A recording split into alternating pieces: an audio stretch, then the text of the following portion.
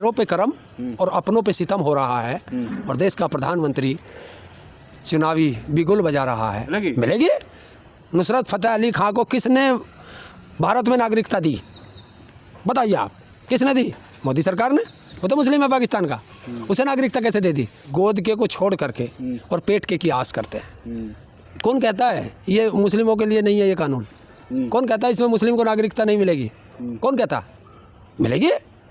तो सीए लागू हो गया पूरे देश में। कोई बात नहीं, तो पहले से है, आज कोई नया आया। 1955 से सीए लागू है।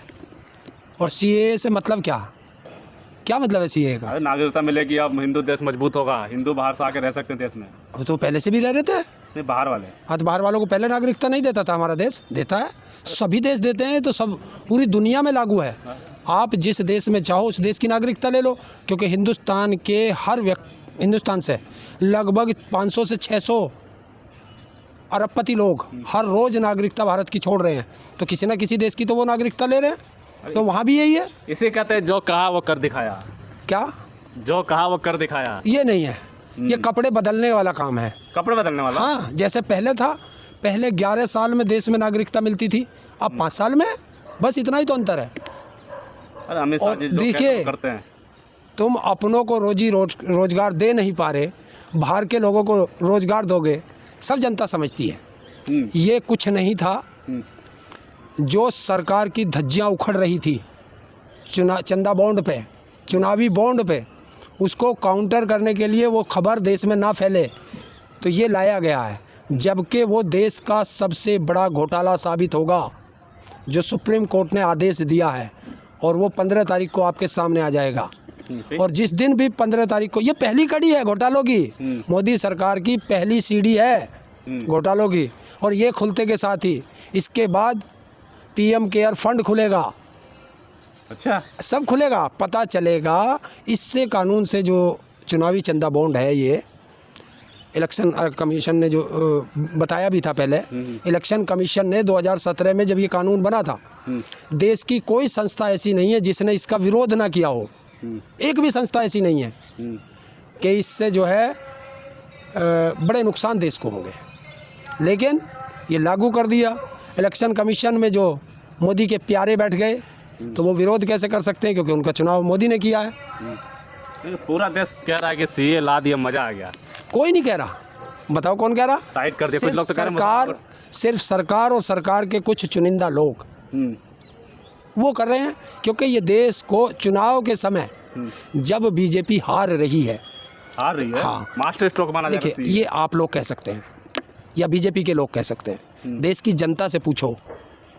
जब चुनाव के समय सरकार कोई कानून लाए, वो कोई भी सरकार हो, समझ लेना सरकार बौखला रही है। जिस तरह मछली को पानी से बाहर निकालोगे तो वो फड़फड़ाती है पानी के लिए, इसी तरह मोदी सरकार और मोदी और अमित शाह ये फड़फड़ा रहे हैं चुनाव जीतने के लिए, और जनता इनको चुनाव हरा रही है। तो वो फड़फड़ाहट है, ये कुछ नहीं है।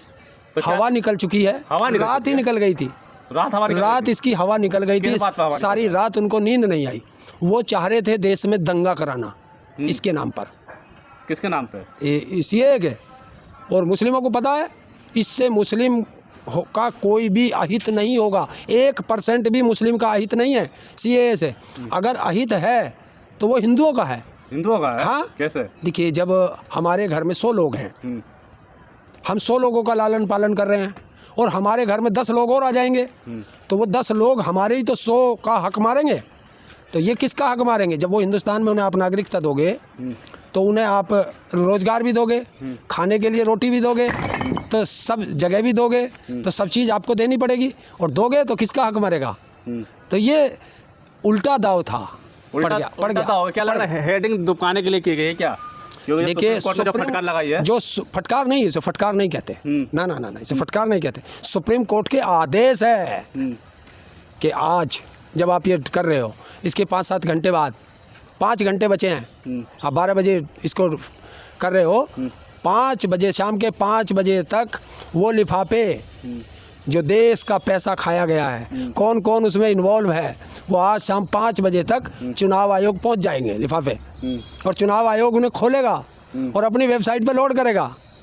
और 3 दिन बाद 15 तारीख की शाम 5 बजे तक वो देश की जनता के सामने आ जाएंगे और देश की जनता को पता चल जाएगा कि सरकार और उद्योगपतियों का क्या कनेक्शन है, क्यों देश की संपत्ति बिक रही है, किस उद्योगपति ने चंदा दिया, बॉन्ड खरीदे और उस बॉन्ड के वो बॉन्ड सरकार को दिए गए या पार्टियों को दिए गए और उस बॉन्ड के बदले सरकार ने उन्हें कौन कौन से ठेके दिए, कौन कौन सी संपत्ति दी, ये सब जो नेक्सस है ये सब जनता के सामने आ जाएगा। इस चीज़ के लिए सुप्रीम कोर्ट का बार बार धन्यवाद।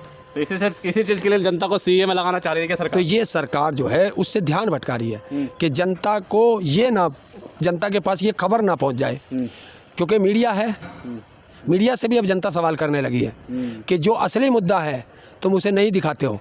ये दुनिया का सबसे बड़ा मुद्दा था जो कल सुप्रीम कोर्ट ने दिया, लेकिन सरकार बौखला गई, सरकार की नींद हराम हो गई।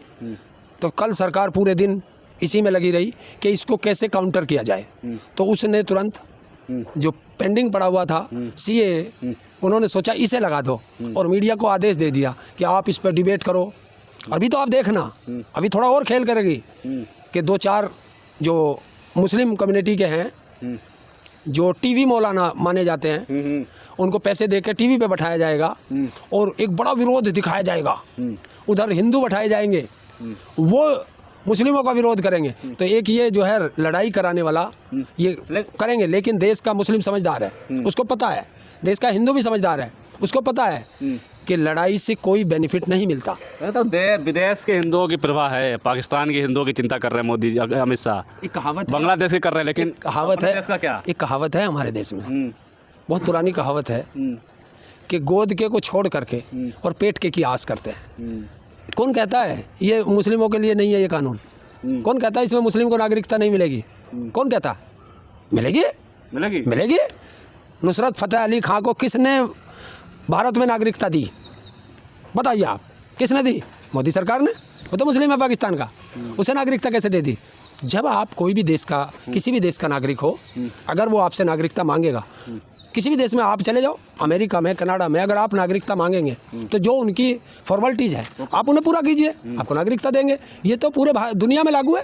तो ये सिर्फ जनता को भड़काना और जनता का डिवाइड एंड रूल जो अंग्रेज़ों का था, ये उसे लागू करना चाहते हैं कि चुनाव में किसी तरह हिंदू मुस्लिम कर लीजिए, बस, और कुछ नहीं। ये चुनाव ही हिंदू मुस्लिम करना है, बाकी सरकार को इससे कोई मतलब नहीं है। ये कानून पहले से लागू था, है और रहेगा। लेकिन फिक्र इतनी है तो मणिपुर का जो रेसलर कह रहे हैं बड़े मंच से कि मोदी जी अब तो आ जाइए मणिपुर, हमारा भविष्य खतरे में। देखिए, आप ही लोग कहते थे कि मोदी की विदेशों में डंका बज रहा है, वो लड़के ने विदेश में ही कहा है, शायद इंडिया में खेल रहा था या विदेश में जहाँ था जीतने के बाद है, तो उसने देश का नाम रोशन करने के बाद उसने देश के प्रधानमंत्री से कहा है। और देश के प्रधानमंत्री यही तो कहते हैं, अपनों की फिक्र नहीं है। वो गाना नहीं है, गैरों पे करम अपनों पे सितम है, तो वो यहाँ लागू होता है। गैरों पे करम और अपनों पे सितम हो रहा है और देश का प्रधानमंत्री चुनावी बिगुल बजा रहा है। ये सोचने की बात है, ये सोचने की बात है।